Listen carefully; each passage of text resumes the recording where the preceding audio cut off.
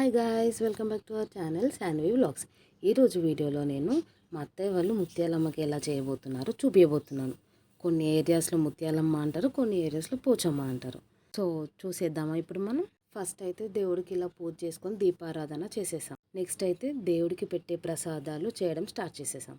మేము దేవుడికి పూర్ణాలు, ఆవిరి కుడుములు, ఇంకా పప్పన్నం అయితే చేసేసాం.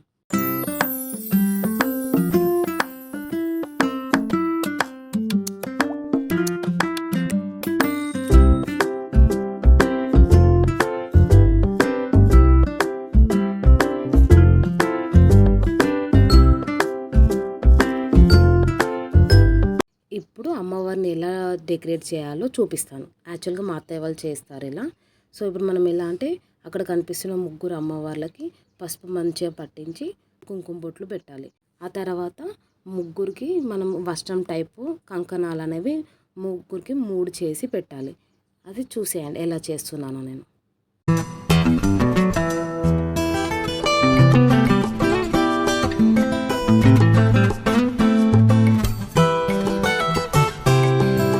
సో ఫైనల్గా అమ్మవార్లను ఇలా రెడీ చేసి మొత్తం కుంకుమ బొట్లతో డెకరేట్ చేసి కంకణాలు అనేవి పెట్టేశాను. ఇక్కడ మమ్మీ ఇంకా అత్తయ్య ఇద్దరు కలిసి దేవుడికి నైవేద్యాలు అయితే చేసేస్తున్నారు.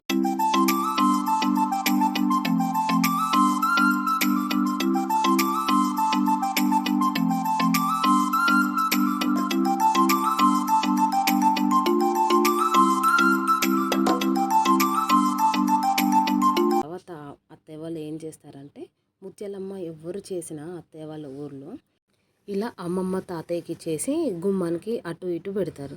ఏంటంటే మన ఇంటికి వచ్చే వాళ్ళు చుట్టాలు కానీ ఫ్రెండ్స్ కానీ ఎవరైనా ఫస్ట్ అమ్మమ్మ తాతయ్యని మొక్కుకొని లోపలికి వచ్చి ఆ తర్వాత నేనైతే అమ్మవారికి ఇలా పూజ చేసేసాను. నెక్స్ట్ మా ఇంట్లో వాళ్ళు పూజ చేసేసి దేవుడికి నైవేద్యాలు పెట్టేసి మొక్కేసుకున్నారు.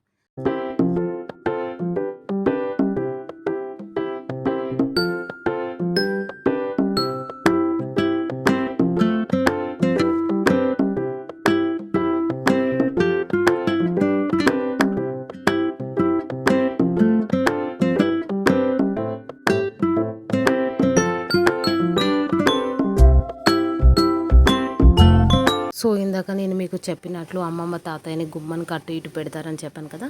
సో అదే ప్రాసెస్ ఇక్కడ జరుగుతుంది. అత్తయ్య అటువైపు అమ్మమ్మ, ఇటువైపు తాతయ్యని పెట్టి పూజ చేసి నైవేద్యాలు అయితే పెట్టేసింది. మీరు కూడా చూసేయండి.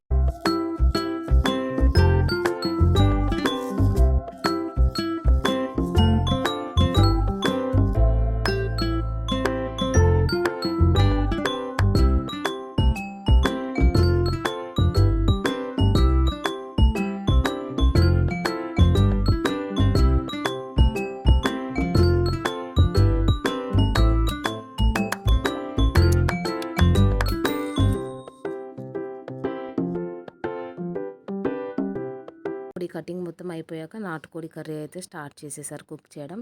నెక్స్ట్ దీనికి కాంబినేషన్లో బగార్ రైస్ చేశారు.